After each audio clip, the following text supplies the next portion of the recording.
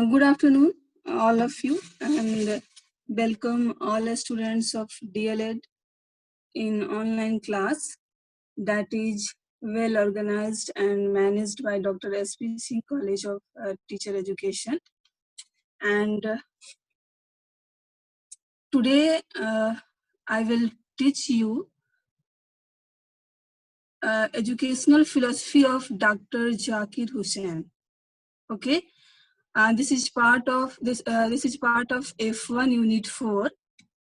और जैसा कि आपने इस यूनिट में अभी दो एजुकेशनिस्ट के बारे में पढ़े, एक वेस्टर्न फिलोसोफर थे जॉन डीवी, और एक आपने कल पढ़ा था जेडू कृष्णमूर्ति के बारे में. ओके, तो आज का जो हमारा क्लास होगा उसमें आपको you are well informed I think कि आपको डॉक्टर जाकिर हुसैन के बारे में पढ़ना है. ठीक है, तो डॉक्टर जाकिर हुसैन आप लोग सबको जानते होंगे. ये ऐसा नाम है क्योंकि डॉक्टर जाकिर हुसैन जो है वो जो भी एजुकेशनिस्ट हैं या फिलोसोफर हैं या जो भी कुछ है, उससे पहले वो क्या है, हमारे देश के तृतीय राष्ट्रपति.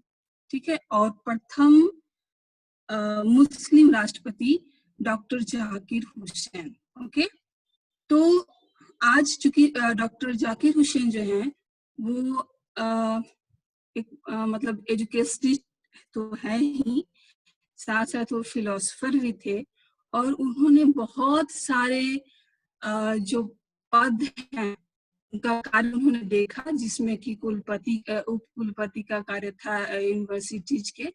तो उनके बारे में आज हम पढ़ रहे हैं. ठीक है, तो डॉक्टर जाकिर हुसैन की बायोग्राफिकल स्केच के बारे में, यानी कि थोड़ा सा ब्रीफ में हम उनकी लाइफ हिस्ट्री को पढ़ेंगे. जैसा कि हम पहले के क्लासेस में बता चुकी हूँ मैं कि जब भी हम किसी एजुकेशनिस्ट के बारे में पढ़ते हैं तो उनका थोड़ा सा लाइफ के बारे में, कि उनका लाइफ कैसा था, उनका जन्म कब हुआ, ये सारी चीजें हम पढ़ते हैं. ठीक है, तो उसी को फॉलो करते हुए आज के जो क्लास है उसमें हम लोग पहले डॉक्टर जाकिर हुसैन के जो बायोग्राफिकल स्केच है, जो लाइफ स्केच है, उसके बारे में थोड़ा प्रकाश हम लोग डालते हैं. ठीक है, तो जाकिर हुसैन, डॉक्टर जाकिर हुसैन का जन्म 8 फरवरी 1897 ईस्वी में हैदराबाद में हुआ, जो कि आंध्र प्रदेश में है, लेकिन वो ओरिजिनली थे यूपी के. ठीक है, लेकिन 9 या 10 साल की उम्र में जब उनके पिता का देहांत हुआ तो फिर उन्हें अपनी माता के साथ अपने पैतृक गांव, ठीक है, कायमगंज लौटना पड़ा, जो कि उत्तर प्रदेश में है. तो उनकी जो प्रारंभिक शिक्षा है वो इटावा में हुई, और उसके बाद उन्होंने उच्च शिक्षा के लिए अलीगढ़ मुस्लिम महाविद्यालय में अपना नामांकन कराया.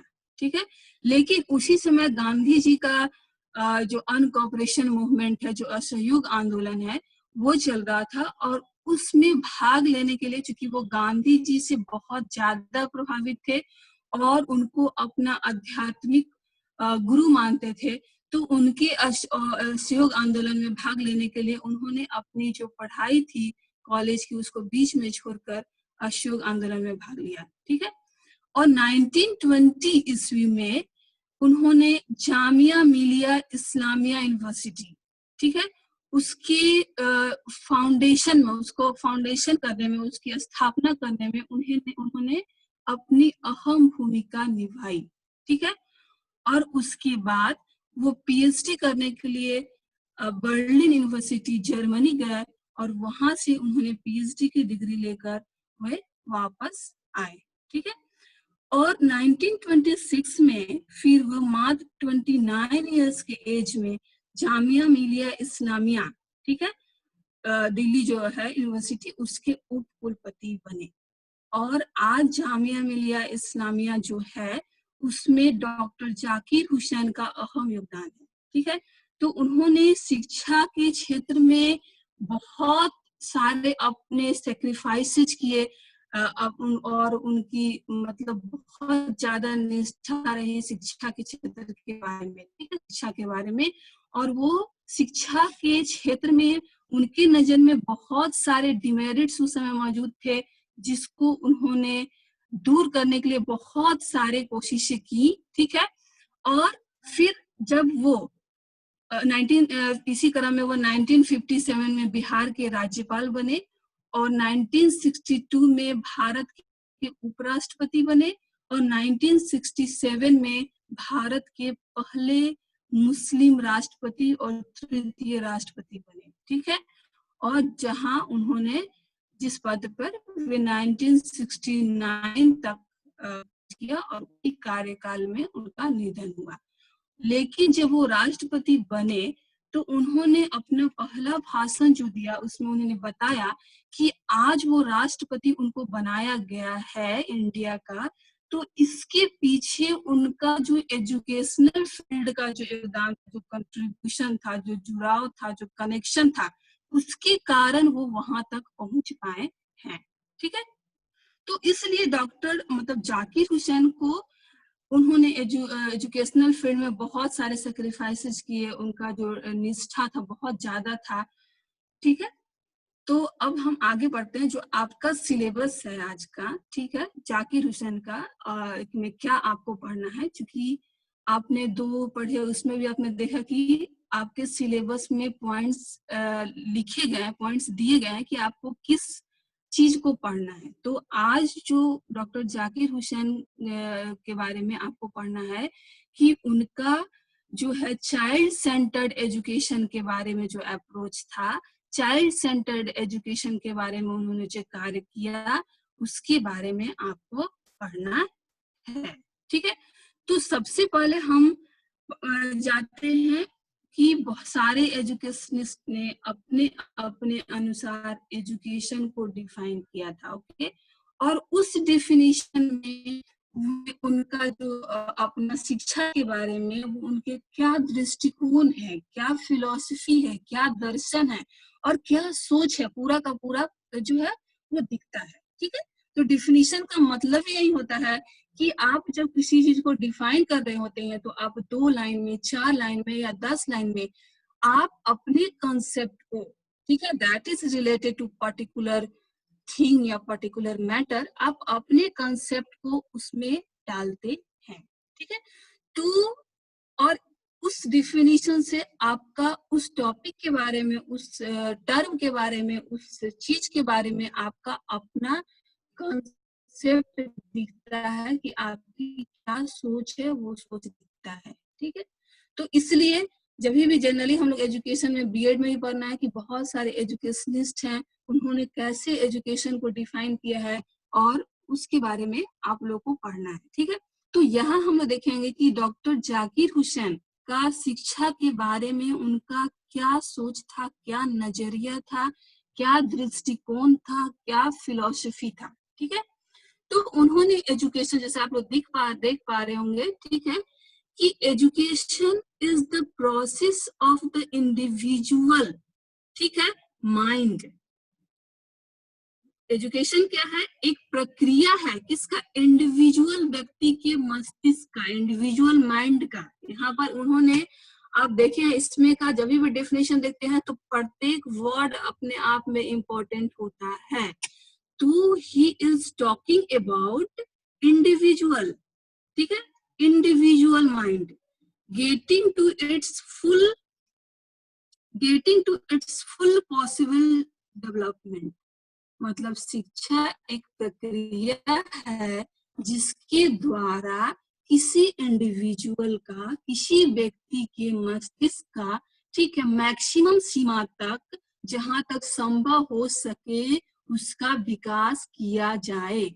That is education according to him. तो आपने कहीं ना कहीं शिक्षा के बारे में आपने आगे के जो यूनिट्स हैं जो कि 1, 2, 3 में होगा, ठीक है, तो शिक्षा के बारे में आपने पढ़ा होगा कि शिक्षा के 2 उद्देश्यों को यदि 2 भागों में बांटा जाए मोटे तौर पे, तो एक होता है आपका शिक्षा का व्यक्तिगत उद्देश्य और शिक्षा का सामाजिक उद्देश्य। और जितने भी दार्शनिक हैं उन्होंने जो एजुकेशन को डिफाइन किया है, एजुकेशन के प्रति जो उनका नजरिया है, जो उनका फिलॉसफी है, ये दोनों ही भागों में से किसी न किसी में आता है और किसी से ज्यादा जुड़ा होता है, ठीक है।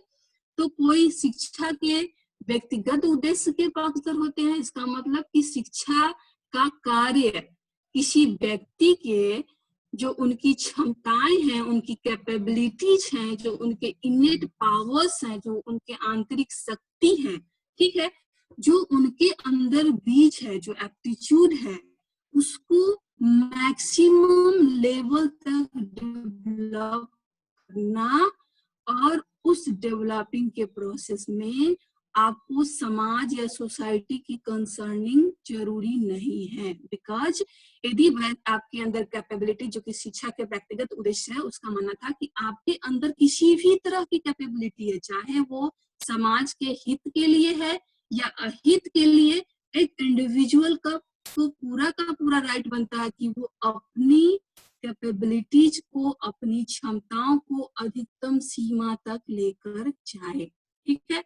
तो और सामाजिक उद्देश्य का कि आपकी कैपेबिलिटीज उनके लिए, समाज के लिए हित में होनी चाहिए और समाज के अनुसार होनी चाहिए, तभी आपकी जो इनेट पावर है, आंतरिक शक्ति है, उसका विकास होना चाहिए।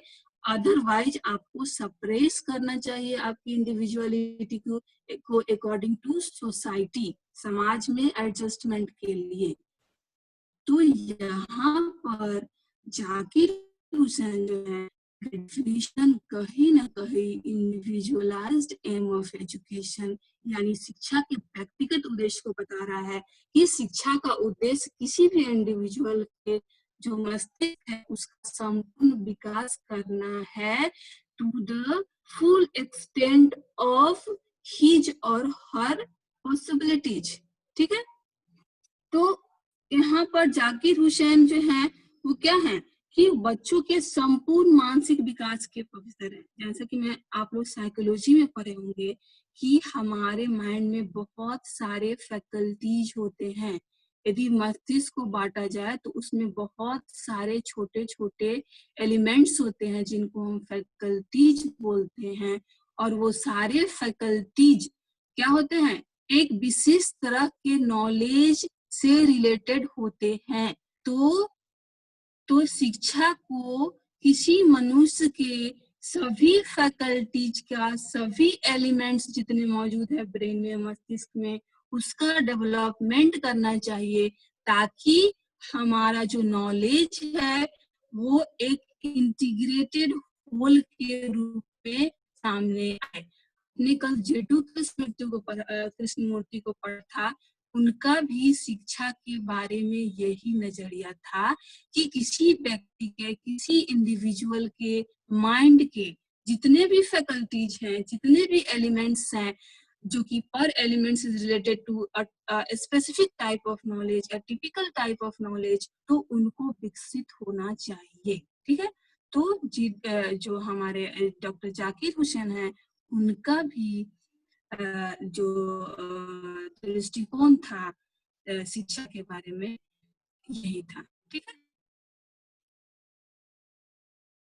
अब चूंकि आपको पढ़ना है, जो आपका सिलेबस है, मैं एक बार फिर से आपको अपने सिलेबस की तरफ ले जा रही हूँ कि आपका है किसका, बाल केंद्रित शिक्षा, कि जाकिर हुसैन के बाल केंद्रित शिक्षा पर प्रकाश डालते हुए, रेखांकित करते हुए आपको पढ़ना है। तो सबसे पहले मैं आपको बाल केंद्रित शिक्षा के बारे में 2-4 लाइन बताना चाहूंगी, बिकॉज में से बहुत लोग इस मामले में थोड़ा कंफ्यूज होते हैं और बाल केंद्रित शिक्षा को मतलब सही से उसका कंसेप्ट उनके पास नहीं है, ठीक है। तो मैं बता दूं कि बाल यदि शिक्षा को हम लोग 3 टाइप का बांट सकते हैं। एक होता है, क्योंकि आप देख रहे हैं, आपको मैंने पढ़ाया था कि education is a tripolar process, मतलब शिक्षा जो है, ठीक है, वो क्या है, त्रिध्रुवीय प्रक्रिया है, जिसके एक पोल पे क्या होता है, शिक्षक होता है, ठीक है, और दूसरे पोल पर क्या होता है, छात्र होते हैं, और तीसरे पोल पे क्या होता है, आपका करिकुलम या पाठ्यचर्या होता है। ये मैंने आपको पाठ्यचर्या का जो टॉपिक था उसमें आपको पढ़ाया था, ठीक है। तो आप देख रहे हैं यदि शिक्षा ट्राइपोलर प्रोसेस है तो इसके 3 पोल्स हैं और तीनों पोल्स के बीच आपस में इंटरेक्शन है और ये आपका एजुकेशन की प्रक्रिया है, ठीक है।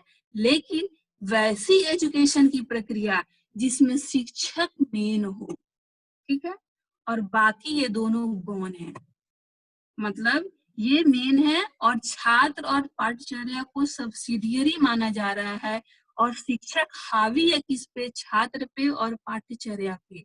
मतलब शिक्षक अपने अनुसार अपने जो जो उनकी ये है,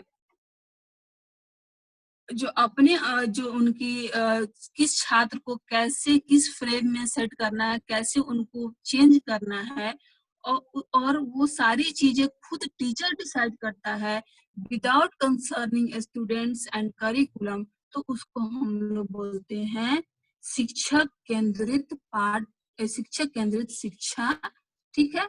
मतलब कि इसमें शिक्षक मेन है, ठीक है, और शिक्षक को डिसाइड करना है कि बच्चों को क्या बनना है और क्या नहीं बनना है, और उनको शिक्षा कैसे देना है, और उनको अनुशासित कैसे रखना है। मतलब यदि एजुकेशन को एक प्रोसेस मान लिया जाए तो उसमें बहुत सारे स्टेप्स और एलिमेंट्स होते हैं, जैसे पाठ्यचर्या हुआ, पाठ्यक्रम हुआ, सब्जेक्ट्स हुए, फिर आपको टीचर हुआ, स्टूडेंट हुआ, अनुशासन हुआ, टीचर और स्टूडेंट का रिलेशनशिप हुआ। तो बहुत सारे एलिमेंट्स है एक टीचिंग प्रोसेस के अंदर, और जो आपका टीचर है उन सारे एलिमेंट्स को डिसाइड कर रहा है। That is teacher centred education, शिक्षक केंद्रित शिक्षा, ठीक है। दूसरा होता है करिकुलम सेंटर्ड एजुकेशन, यानी पाठ्यचर्या केंद्रित शिक्षा। उसको हम लोग थोड़ा सा और स्टेप डाउन करेंगे तो क्या होगा, पाठ्यचर्या से पाठ्यक्रम बनता है, और पाठ्यक्रम में क्या होता है, सब्जेक्ट्स होते हैं। तो वैसी शिक्षण व्यवस्था जो सब्जेक्ट आधारित होती है, जो सब्जेक्ट को केंद्र में मानकर पूरी एजुकेशन प्रोसेस को डिसाइड किया जाता है, दैट इज सब्जेक्ट केंद्रित, सब्जेक्ट सेंटर्ड और विषय केंद्रित पाठ्यचर्या। तो सब विषय केंद्रित पाठ्यचर्या में क्या होता है कि आपको विषय में किसी पर्टिकुलर सब्जेक्ट में कितना नॉलेज देना है, किस टाइप से देना है, वो आपका वेल डिसाइडेड होता है, और बच्चों को उसको डिलीवर करना है। और उस डिलीवर के समय ना तो शिक्षक को देखना है कि वो शिक्षक के पास उतनी कैपेबिलिटी है कि नहीं कि उसको डिलीवर कर पा रहा है, और ना ही स्टूडेंट की कंसर्निंग देखनी है कि उसमें इंटरेस्टेड है कि नहीं, उसके लिए उसके पास एप्टीट्यूड है कि नहीं। Aptitude means what, aptitude means seeds, मतलब हर एक व्यक्ति के बीच में हर एक इंडिविजुअल के पास एक यूनिकनेस होता है, एक अनोखापन होता है, और उसके अंदर क्या होता है, एक बीज होता है। और उस बीज वो बीज यदि किसी स्टूडेंट के अंदर होगा तभी वो टीचिंग लर्निंग प्रोसेस से बाहर आएगा। तो वैसी टीचिंग की प्रक्रिया, वैसी शिक्षण की प्रक्रिया, वैसे एजुकेशन सिस्टम जिसमें चाइल्ड क्या है, मेन है, ठीक है। मतलब चाइल्ड मेन है, और जितनी भी एजुकेशन की प्रक्रिया, शिक्षा से संबंधित जितनी भी प्रक्रियाएं होंगी उसमें वो सारा जो है वो स्टूडेंट को, छात्र को, या फिर उस चाइल्ड को सेंटर में रखकर किया जाएगा, ठीक है। और उसी अनुसार सब्जेक्ट डिसाइड होंगे, उसी अनुसार टीचर डिसाइड होंगे, उसी अनुसार अनुशासन होगा, उसी अनुसार टीचर स्टूडेंट का रिलेशन होगा। मतलब कि स्टूडेंट जो है वो मेन है, छात्र जो है वो मेन है, चाइल्ड जो है वो मेन है, और टीचर और सब्जेक्ट जो है वो सब्सिडियरी है। तो ये हुआ आपका चाइल्ड सेंटर्ड एजुकेशन, जिसको हम लोग बाल केंद्रित शिक्षा भी बोलते हैं, जिसको हम लोग छात्र केंद्रित शिक्षा भी बोलते हैं। तो उनका जो जाकिर हुसैन जो है, डॉक्टर जाकिर हुसैन, वो उस समय शिक्षा जगत में जो एजुकेशन सिस्टम का जो स्थिति था वो उनके लिए बहुत ही दुखद और निराशाजनक था। उसमें उन्होंने बहुत सारे ड्रॉबैक्स देखे, बहुत सारे डिमेरिट्स देखे, ठीक है। तो उस डिमेरिट्स को उन्होंने पॉइंट आउट किया और सारे डिमेरिट्स को पॉइंट आउट करने के बाद उन्होंने इसका एक ही सॉल्यूशन निकाला, चाइल्ड सेंटर्ड एजुकेशन, यानी छात्र केंद्रित पाठ ए शिक्षा। ठीक है, तो उनके अनुसार क्या क्लास में यदि बच्चे चुपचाप बैठे हैं, ठीक है, और वो टीचर्स को सुन रहे हैं और कहीं से भी क्लास में बिल्कुल ही पैसिव है, बिल्कुल ही मौन है और उनका अपना कोई एक्टिविटी नहीं है, टीचर्स आ रहा है क्लास में और नॉलेज और जो भी स्किल जो भी लेक्चर है उसको डिलीवर कर रहा है और क्लास से जा रहा है, ठीक है, और बच्चे चुपचाप सुन रहे हैं। और उसके बाद में उनके व्यवहार में क्या परिवर्तन आया, नहीं आया, उन्होंने क्या सीखा, क्या नहीं सीखा, इससे कोई कंसर्न नहीं था और ये जो था एक बहुत बड़ा ड्रॉबैक था उनके अनुसार। ठीक है, उनका मानना था कि शिक्षा का अर्थ बच्चों को गौण बनाकर यानी पैसिव बनाकर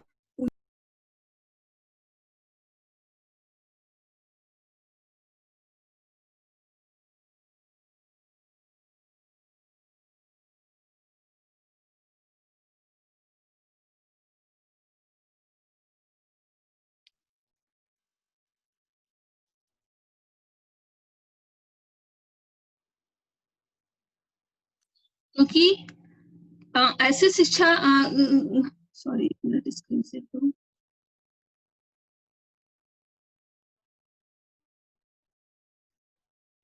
ठीक है, तो जो उस समय शिक्षा था उसको क्या था कि टीचर केंद्रित था या फिर विषय केंद्रित था, मतलब कि उसमें बच्चों का कोई स्थान नहीं था। टीचर्स अपने अनुसार बच्चे को मॉडिफाई करते थे, ठीक है, वो अपने अनुसार बनाए गए फ्रेम में सेट करते थे और इस क्रम में बहुत सारे बच्चों को क्या किया था, उनकी कैपेबिलिटीज को दबाया जाता था, सपोर्ट किया जाता था। ठीक है, तो उनका मानना था कि बच्चों को शिक्षा देना क्लास में बिल्कुल पैसिव बनाकर, ठीक है, ये कहीं से भी शिक्षा के लिए उचित नहीं है, क्योंकि बच्चे जो हैं वो तभी सीखेंगे जब उनको पूर्ण फ्रीडम दिया जाए, आजादी दिया जाए, स्वतंत्र छोड़ दिया जाए उन्हें सीखने।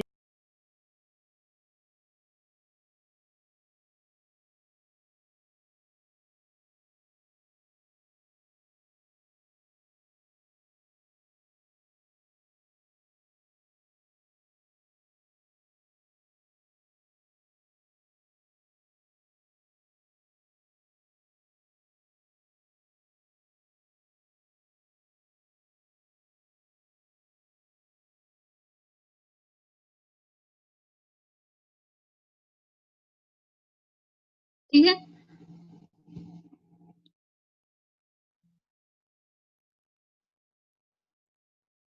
तो जब चाइल्ड सेंटर्ड एजुकेशन होगा तो क्या होगा, बच्चे फ्री कुछ सीख पाएंगे और वो पूरा फ्रीडम मिलेगा ताकि उनकी कैपेबिलिटीज, उनकी योग्यताएं निखर कर सामने आए।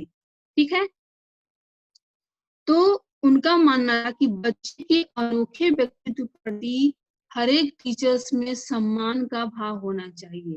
ठीक है, उन्होंने टीचर्स के लिए बहुत बड़ी रेस्पॉन्सिबिलिटी बताई कि टीचर्स को बच्चों के साथ हमेशा सहानुभूतिपूर्ण और बहुत ही अच्छा बिहेव करना चाहिए ताकि बच्चे जो है अपने आप को सप्रेस्ड महसूस ना करें। ठीक,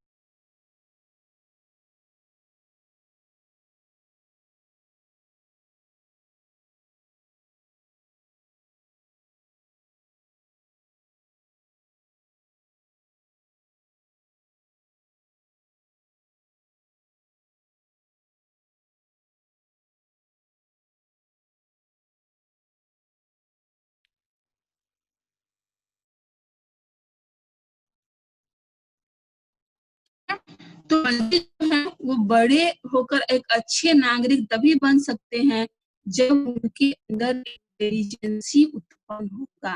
ठीक है, तो और वो इंटेलिजेंसी तब तक उत्पन्न नहीं हो सकता जब तक वो एक्टिवली पार्टिसिपेट ना करे एजुकेशन के प्रोसेस में, ठीक है। और उन्होंने माना कि शिक्षा, जैसा कि उस समय था कि शिक्षा का अर्थ क्या था कि लोग जो है वो स्कूल या विद्यालय या फिर कॉलेज की पढ़ाई कर एक गवर्नमेंट जॉब हासिल करना और उसके बाद अपनी जरूरतों को पूरा करना, और वही उनके लिए शिक्षा था लगी। और ये उन शिक्षा का अर्थ वो लोग वही लगाते थे कि बस यही तक शिक्षा है। तो उन्होंने कहा कि शिक्षा जो है वो एक निरंतर चलने वाली प्रक्रिया है और इसको किसी डेस्टिनेशन और किसी लक्ष्य में नहीं बांधना चाहिए, ठीक है। और उन्होंने एक और ड्रॉबैक निकाला कि of have an meaningless curriculum. उस समय का जो पाठ्यचर्या था वो बच्चों के हिसाब से बहुत ही कठिन था, और उसमें जो कंटेंट थे वो भी बिल्कुल रेलिवेंट नहीं थे बच्चों के लिए, ठीक है। तो उन्होंने ये बताया कि ऐसी पाठ्यचर्या का कोई मतलब नहीं जो बच्चों के आवश्यकता के अनुसार, बच्चों के क्षमता के अनुसार बनाई नहीं गई हो, ठीक है। और उन्होंने पाठ्यचर्या को बताया कि पाठ्यचर्या को एक्टिविटी बेस्ड पाठ्यचर्या होना चाहिए, ठीक है।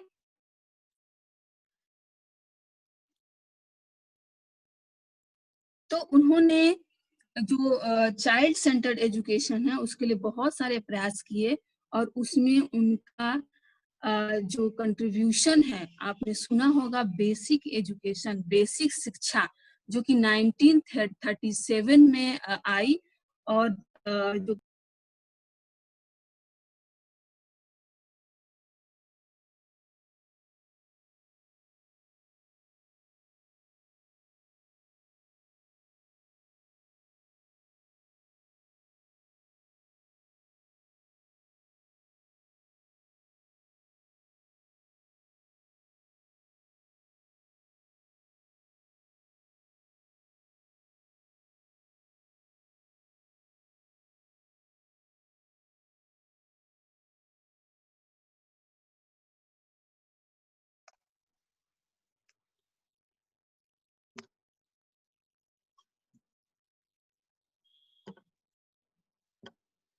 उन्होंने, और वो बेसिक एजुकेशन जो है वो जाकिर हुसैन कमिटी आउटकम था, जिसको जाकिर हुसैन ने लीड किया था, ठीक है। और वो बेसिक एजुकेशन जो है वो चाइल्ड सेंटर्ड एजुकेशन यानी बाल केंद्रित शिक्षा के लिए एक प्रारूप था, ठीक है। और उन्होंने माना कि मानव संसाधन का विकास किया जा सकता है, ठीक है, जब तक कि सारे इंडिविजुअल का विकास ना हो, ह्यूमन रिसोर्स डेवलपमेंट की कल्पना नहीं की जा सकती, ठीक है। तो उन्होंने इंडिविजुअलिटी पे ध्यान दिया और हर एक इंडिविजुअल को क्या हुआ, उसके मैक्सिमम सीमा तक, मैक्सिमम पॉसिबिलिटीज तक, ठीक है, जो उनकी क्षमताएं हैं उसको विकसित करने के लिए बहुत सारे उपाय किए, ठीक है। और उन्होंने जो एजुकेशन था, जो बेसिक एजुकेशन था, वो क्राफ्ट बेस्ड एजुकेशन था जो कि सोशल सर्विसेज से रिलेटेड था। इसमें क्राफ्ट या फिर अन्य वर्क, मैनुअल वर्क के द्वारा बच्चे सीखते थे। तो उस समय जो इंटेलिजेंसी और मैनुअल वर्क्स, मतलब जो काम कर रहे हैं हाथ से या फिर जो मैनुअल वर्क्स कर रहे हैं वो लोग, और जो इंटेलिजेंट पर्सन है जो जॉब कर रहे हैं, उसमें बहुत ज्यादा डिस्क्रिमिनेशन था। उसको दूर करने के लिए और बेरोजगारी को दूर करने के लिए उन्होंने मैनुअल वर्क्स को बढ़ावा दिया और क्राफ्ट और सोशल वर्क, SUPW का जो बेसिक एजुकेशन था उसमें स्थान दिया, ठीक है। और उन्होंने बताया कि ये कोऑपरेशन, जो हमारा बेसिक एजुकेशन था वो क्या था, कोऑपरेटिव डेमोक्रेटिक सोसाइटी की संरचना करना चाह रहा था, जिसे राष्ट्रीय एकता और जो हमारी इंटीग्रिटी है, अखंडता है, उसको अक्षुण्ण बनाया जा सकता था, ठीक है। और इसमें क्या था, शिक्षा ना तो किताब पर आधारित शिक्षा थी और ना ही एग्जामिनेशन बेस्ड शिक्षा थी, क्योंकि उनका मानना था कि किताबी ज्ञान और वैसी परीक्षा जिसका आकलन, ठीक है, एग्जामिनेशन या परीक्षा के द्वारा किया जाता है, तो वो शिक्षा क्या है, कभी भी अपने मतलब लक्ष्य को पूरा नहीं कर पाएगी। और इसके लिए उन्होंने बताया था जहां भी चाइल्ड सेंटर्ड एजुकेशन होता है वहां पे अनुशासन क्या होता है, एक्सटर्नल नहीं होता है, बाह्य नहीं होता है, यानी इंटरनल। चाइल्ड सेंटर्ड एजुकेशन का एक बहुत बड़ा क्वालिटी है कि वो लोग अनुशासन को बच्चों के इंटरनल जो उनका सेंस है उससे विकसित मानते हैं, कि बाहर से आप एक्सटर्नली किसी बच्चों को डिसिप्लिन करना चाहेंगे तो उनका वो जो डिसिप्लिन होगा वो उनको कहीं ना कहीं सप्रेस करेगा, ठीक है। और उनकी जो कैपेबिलिटी है, जो इनेट पावर्स है, उसके लिए क्या करता है, हार्डल्स क्रिएट करेगा। तो इसलिए उनका मानना था कि शिक्षा में स्व अनुशासन की व्यवस्था होनी चाहिए, बच्चे को खुद ब खुद डिसिप्लिन होना चाहिए, सेल्फ डिसिप्लिन होना चाहिए, और बाहर से उनको एक्सटर्नली किसी भी प्रकार की डिसिप्लिन में नहीं बांधना चाहिए, ठीक है। और था छात्रों के व्यक्तित्व का समग्र एवं संतुलित विकास। तो उन्होंने जो एम दिया था उसमें बहुत समग्र विकास मतलब क्या होता है कि बच्चों का शारीरिक विकास, मानसिक विकास, चारित्रिक विकास, नैतिक विकास, आध्यात्मिक विकास, मतलब ये सारे तरह के विकास, और उन विकास के बीच संतुलन यानी हार्मोनी, यानी कि ये सारे विकास का एक अपना इम्पोर्टेंट स्थान हो और कोई एक दूसरे पर हावी ना हो, ठीक है। तो उन्होंने ऑल राउंड डेवलपमेंट की बात कही थी, जो कि चाइल्ड सेंटर्ड एजुकेशन यानी बाल केंद्रित शिक्षा से ही प्रभावी हो सकता था, ठीक है। फिर है development of logical and reasoning power, तार्किक क्षमताओं का विकास। शिक्षा का उद्देश्य बच्चों में, ठीक है, क्रिटिकल थिंकिंग, आलोचनात्मक सोच, और ये आलोचनात्मक सोच किस पे आधारित होती है, लॉजिकल, लॉजिक तर्क पे। तो इसलिए बच्चों में तार्किक क्षमता का विकास, ठीक है, वो आंख मूंद कर वो ना पढ़े, वो ना समझे जो उन्हें पढ़ाया जा रहा है, उन्हें समझाया जा रहा है, बल्कि वो उन चीजों का विश्लेषण करे कि वो कितना सही है और कितना गलत है, ठीक है। तो बच्चों में लॉजिकल और रीजनिंग पावर का विकास हो चाहिए, ठीक है। ये उनका शिक्षा का उद्देश्य था, जो कि चाइल्ड सेंटर्ड एजुकेशन के बिना, बाल केंद्रित शिक्षा बिना नहीं हो सकता है, क्योंकि इन सारी क्षमताओं के विकास के लिए फ्रीडम की आवश्यकता होती है, बच्चों के लिए फ्री इन्वायरमेंट की आवश्यकता होती है, बच्चों को बिल्कुल फ्री छोड़ देने की आवश्यकता होती है, ताकि वो एक्सपीरियंस कर सके नेचर को, सोसाइटी को, क्योंकि ये जो लॉजिकल और रीजनिंग पावर है वो अनुभव से आता है। तो बच्चों में एक्सपीरियंस लेने के लिए, उनको अनुभव लेने के लिए बिल्कुल आजादी प्रदान करना, ताकि इन क्षमताओं का उन्हें विकास हो सके, ठीक है। सामाजिक उत्तरदायित्व की भावना का विकास। तो doctor Zakir Hussain individualised education यानी शिक्षा के व्यक्तिगत उद्देश्य, इंडिविजुअल एम ऑफ एजुकेशन, शिक्षा के व्यक्तिगत उद्देश्य के पक्षधर थे, लेकिन वो क्या थे, उनका मानना था कि बच्चों को अपने समाज के प्रति रिस्पॉन्सिबिलिटी समझनी चाहिए और उसको पूरा करने के लिए प्रयत्न करना चाहिए। अपने क्षमताओं के विकास के साथ साथ उन्हें ये नहीं भूलना चाहिए कि वो सामाजिक प्राणी हैं, वो समाज में रहते हैं, और इसलिए उनका अपने समाज के प्रति क्या है, कुछ न कुछ उत्तरदायित्व तो बनता है। और उनका जो शिक्षा है, जो उनके व्यक्तित्व का विकास है, उसे किस ओर ले जाना चाहिए, समाज के एडवांसमेंट की तरह, ताकि समाज आगे बढ़े, क्योंकि इंडिविजुअल्स से ही मिलकर समाज बना है, और व्यक्तियों का विकास होगा, सभी व्यक्तियों का, तभी समाज का भी विकास होगा, समाज का भी एडवांसमेंट होगा, समाज का भी डेवलपमेंट होगा, ठीक है। व्यवसायिक क्षमता का विकास, यानी कि रोजगार परक शिक्षा। उन्होंने जो बेसिक एजुकेशन था, जो बेसिक शिक्षा था, उसमें इस चीज पर ध्यान दिया गया कि लोग जो है, बच्चे जो हैं, वो किताबी ज्ञान के साथ साथ जो उनमें वोकेशनल इफिशियंसी यानी व्यावसायिक क्षमता पैदा हो, ताकि वो क्या हो, किसी जॉब या नौकरी पर अपने जीविकोपार्जन के लिए डिपेंड न होकर वो स्वयं क्या हो, सेल्फ डिपेंडेंट हो अपने जीविकोपार्जन के लिए आगे के भविष्य में। ठीक है। Development of qualities of citizenship, अच्छे नागरिकता वाले गुणों का विकास।